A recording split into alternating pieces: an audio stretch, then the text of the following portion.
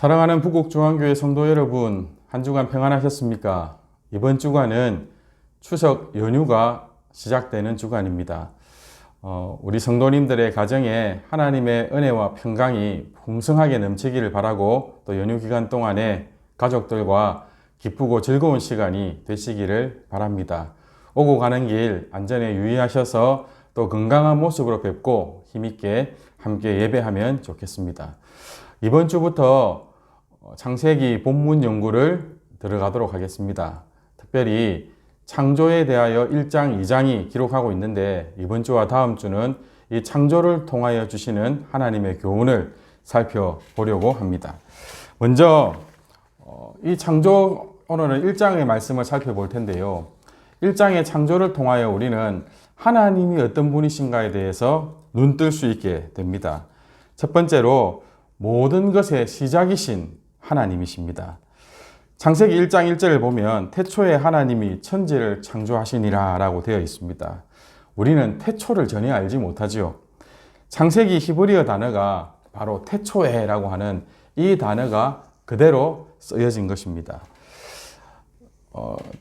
이 태초에는 두 단어가 연합된 건데요.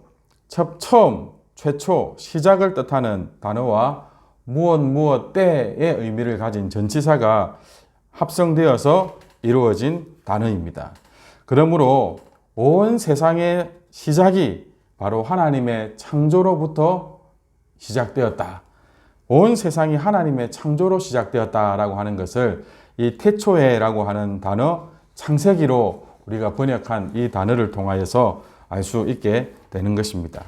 온 세상이 하나님의 창조로 시작되었다라고 하는 것이 무슨 의미일까요?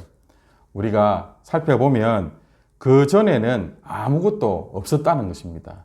하나님의 창조가 시작되기 전에는, 창조로 말미암아 온 세상이 생겨나기 전에는 존재하는 것이 아무것도 없었다는 것입니다.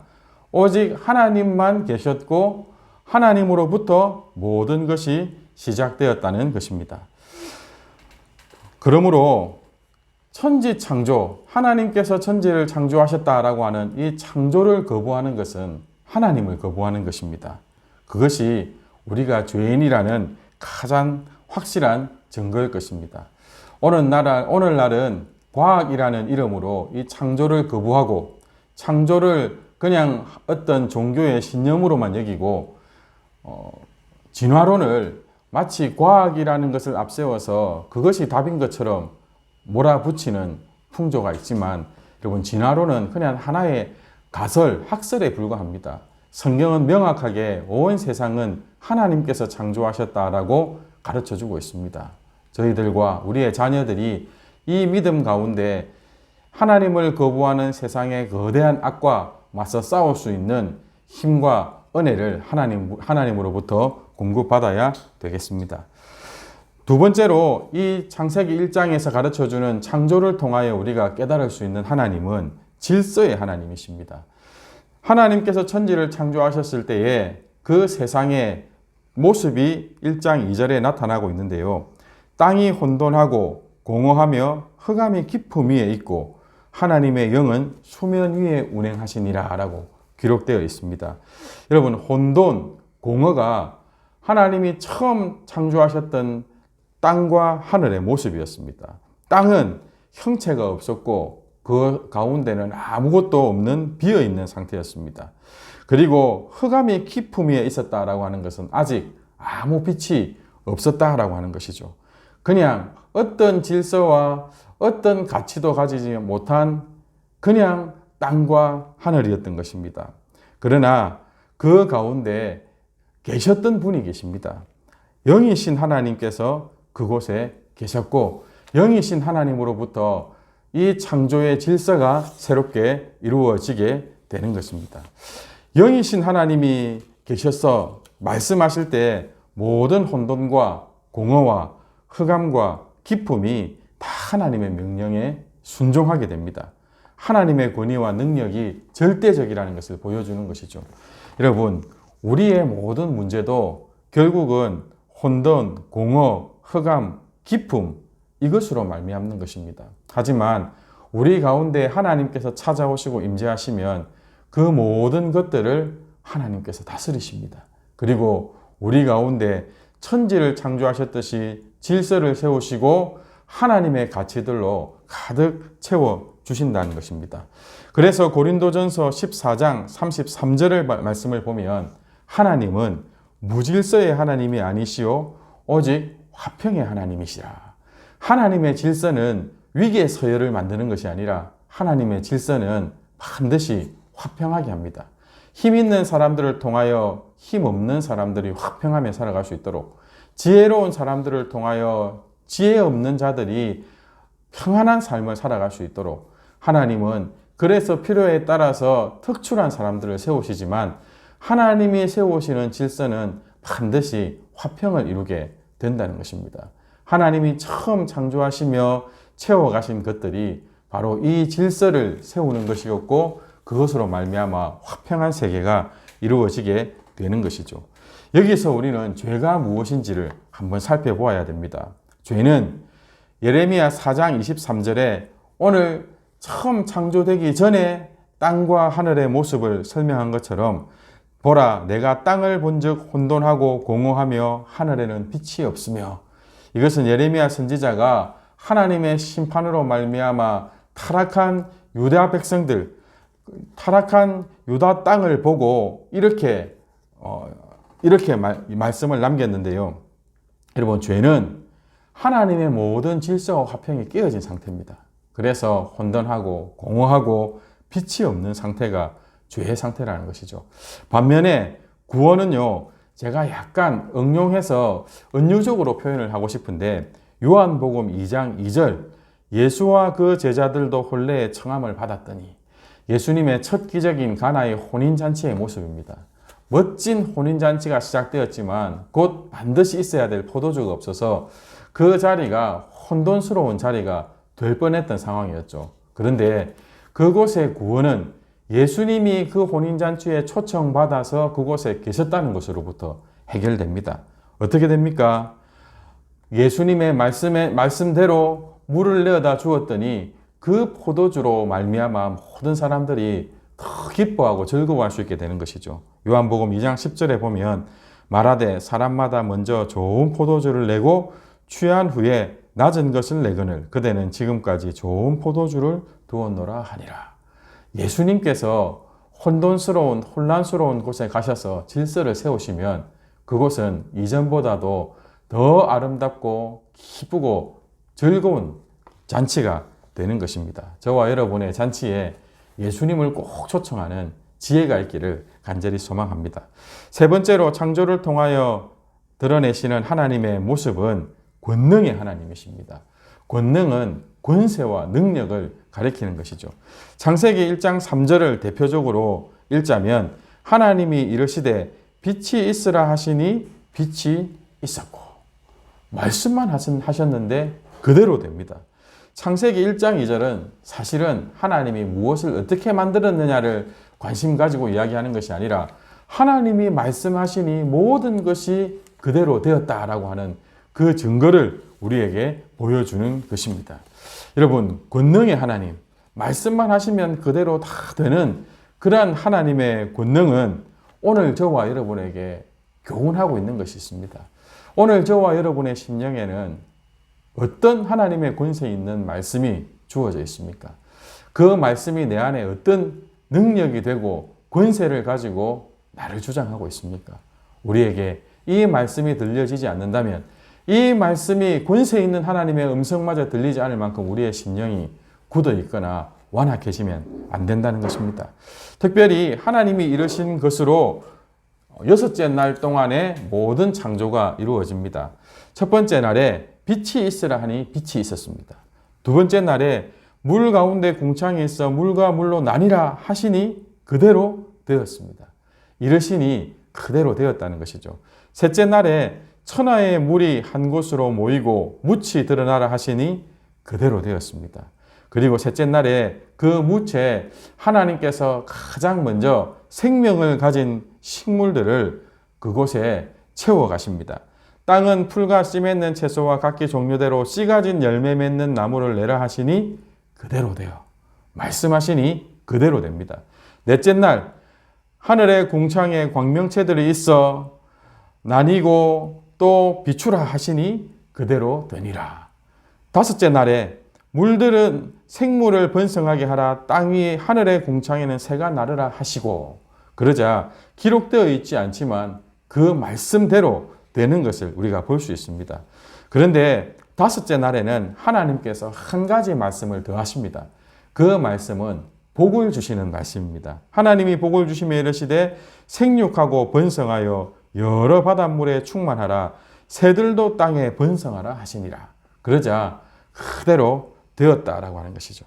왜 하나님께서 이 무태 사는 여러 모든 생물들에게 충만하고 번성하라고 하셨을까요? 후에 다시 한번 이 복을 주시는 것을 통하여 우리는 그 의미를 깨달을 수 있습니다. 여섯째 날에 많은 일을 하시고 중요한 일을 하시죠. 저와 여러분이 창조되는 날입니다. 땅은 생물을 그 종류대로 가축과 기는 것과 땅의 짐승을 종류대로 내라 하시니 그대로 되니라. 그대로 되니라 라고 말씀하고 있습니다.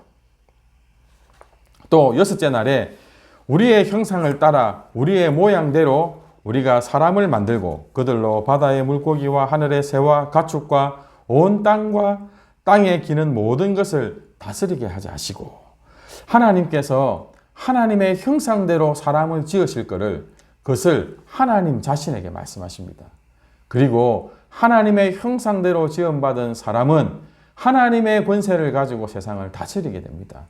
하나님의 권세, 이 하나님의 형상을 그 당시 고대 근동 사람들은 왕이라고 여겼습니다. 그 당시의 왕들은 다 신의 대리자였거든요. 하나님은 온 세상을 다스리는 하나님의 권세를 대리할 사람을 만드시고 그들을 하나님의 형상으로 만들어 다스리게 하는 자로 세우셨습니다. 그리고 복을 주십니다. 생육하고 번성하여 땅에 충만하라. 땅을 정복하라. 바다의 물고기와 하늘의 새와 땅에 움직이는 모든 생물을 다스리라 하시니라. 그러자 그대로 되었다라고 하는 것입니다. 오늘 저와 여러분이 생육하여 번성하여 이 땅에 살아갈 수 있는 이유는 하나님의 복 때문입니다. 하나님이 말씀하신 그 복이 우리 가운데 그대로 이루어졌기 때문이죠. 그런데 이 하나님의 복을 대적하고 거부하는 악함이 우리 세상 가운데 우리 마음 안에 너무 많이 있습니다. 절대 대적할 수 없습니다. 말씀하시는 대로 되기 때문입니다. 우리가 하나님의 말씀의 이 권능 앞에 순종하고 굴복할 줄 알아야 된다는 것이죠. 여섯째 날에 좀 더 하나님께서 말씀을 통하여 이루시는 창조의 모습이 등장하는데요. 지면에 씨 맺는 모든 채소와 씨 가진 열매 맺는 모든 나무를 너희에게 주노니 세상을 다스리는 사람에게 이것을 먹을 거리로 주십니다. 그리고 그대로 됩니다. 땅의 모든 짐승들과 하늘의 모든 새와 생명이 있어 땅에 기는 모든 것에게도 풀을 먹을 것으로 주시고 그대로 됩니다. 여러분, 하나님은 권능의 하나님이십니다. 말씀하시면 다 됩니다. 그런데 그 말씀대로 지음받은 그 중에서 가장 하나님의 형상대로 지음받아서 다스리는 권세를 가진 우리가 이 하나님의 말씀의 권위를 대적한다는 것, 얼마나 하나님의 마음을 아프게 하는 것이겠습니까? 저와 여러분이 우리에게 말씀하시는 하나님의 음성에 귀를 기울이고 순종하여야 되겠습니다. 네 번째로 창조를 통하여 계시하시는 하나님의 모습은 사랑의 하나님이십니다. 첫 번째 날과 두 번째 날과 세 번째 날에 하나님은 공간과 장소를 창조하십니다. 그리고 네 번째 날, 다섯 번째 날, 여섯 번째 날에 창조하신 모든 생명들과 또 광명체들을 그 가운데 채우십니다. 표가 나와 있는데요. 첫째 날에 빛과 어둠, 둘째 날에 물과 하늘, 묵과 하늘, 셋째 날에 비옥한 땅을 만드시죠. 왜 비옥한 땅일까요? 땅을 만드시고 그 가운데 여러 채소와 씨 맺는 씨 맺는 풀들과 또 열매 맺는 나무들을 가득히 채워주시기 때문에 비옥한 땅인 것이죠. 그들이 잘 자라서 번성할 수 있도록. 그리고는 그 빛과 어둠을 밝힐 광명체들을 하나님께서 만들어서 그 낮과 밤을 주관하게 하십니다. 또 물과 하늘을 창조하신 하나님께서는 그 가운데 물고기와 새들을 살게 하십니다. 그리고 비옥한 땅에 사람과 땅의 동물들이 살게 하시는 것이죠. 하나님은 사랑의 하나님이십니다. 이 땅의 생물들이 살아갈 모든 환경을 다 만들어 놓으시고 그들이 생육하고 번성함에 따라서 함께 그들을 먹을 수 있는, 그들이 먹어야 되는 식물들과 채소들과 나무들도 함께 번성하도록 하나님께서는 그렇게 창조해 주셨다라고 하는 것입니다. 그리고 결정적으로 하나님은 이 모든 만물을 하나님의 통치 가운데 보호받고 그리고 그들이 더 잘 번성할 수 있도록 사람을 통하여 복을 주셔서 창세기 1장 28절대로 생육하고 번성하여 땅에 충만하고 땅을 정복한 사람을 통하여 모든 생물을 다스리라라고 말씀하십니다. 하나님께서 모든 것 위에 사람을 두셨죠. 하지만 그 질서는요, 반드시 화평을 위한 것입니다. 사람들이 하나님을 대신하여 세상을 다스리면서 그것을 보존하고 가장 복된 상태로 만들어주기를 하나님은 기대하셨다는 것입니다. 그러나 사람이 자기 자신들만을 위하고 이 하나님을 대리하는 통치를 잃어버렸을 때에 이 세상은요, 우리에게 역습을 합니다. 우리 몸에 질병을 가져오고 여러 가지 자연재해들을 가져와서 이제는 우리가 다 망하게 되는 것 아닌가라고 하는 염려를 가질 만큼 여러분, 우리가 제대로 이 하나님의 형상을 닮은 대로 다스리지 못하고 있었다는 것이죠. 이제 오늘 공부를 정리하려고 합니다. 하나님께서 이 모든 만드신 천지 만물을 보시고 보시기에 좋았더라. 그리고 보시기에 심히 좋았더라 라고 말씀을 하십니다. 하나님이 보시기 좋은 것이 우리에게 가장 복이 됩니다. 우리가 좋은 대로 살아가서는 절대 이 세상이 복될 수 없습니다. 하나님이 보시기 좋은 대로 살아갈 때, 하나님의 질서대로 말씀에 순종하여 살아갈 때 우리가 가장 큰 복을 누리게 된다는 것을 창조를 통하여 보여주시는 것입니다. 우리가 범죄하여 죄인이 되었을 때에 여러분, 우리만 망한 것이 아니라 우리에게 맡겨져 있는 피조물이 다 함께 망했습니다. 그래서 로마서 8장 22절에 보면 피조물이 다 이제까지 함께 탄식하며 함께 고통을 겪고 있는 것을 우리가 아느니라. 그리고 예수 그리스도로 말미암는 하나님의 아들들이 세상에 나타나 주기를 간절히 기다린다라고 기록되어 있습니다. 여러분, 하나님은 지금 우리에게 어떤 은혜를 베푸시며 어떤 일들을 이루어가고 계실까요? 우리로 말미암아 타락하고 탄식하고 있는 온 피조물을 다시 새롭게 하실 계획을 세우시고 그 일에 저와 여러분을 다시 초청하고 계신 것입니다. 요한계시록 21장 5절입니다.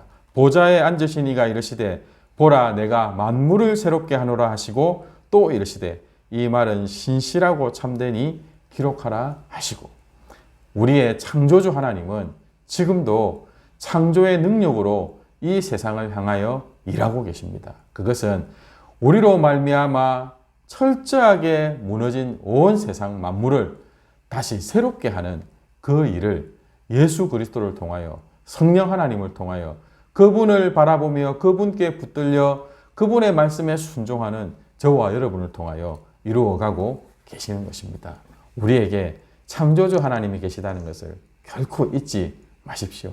그리고 그 하나님의 질서, 그 질서로 말미암아 우리에게 이루어 주시는 화평, 그리고 사랑의 하나님께서 우리에게 맡겨주신 그 위대한 사명 끝까지 잘 감당해서 온 세상을 새롭게 하시는 하나님의 이 축복의 통로로 꼭 쓰임받는 저와 여러분이 되기를 소망합니다. 수고 많으셨습니다.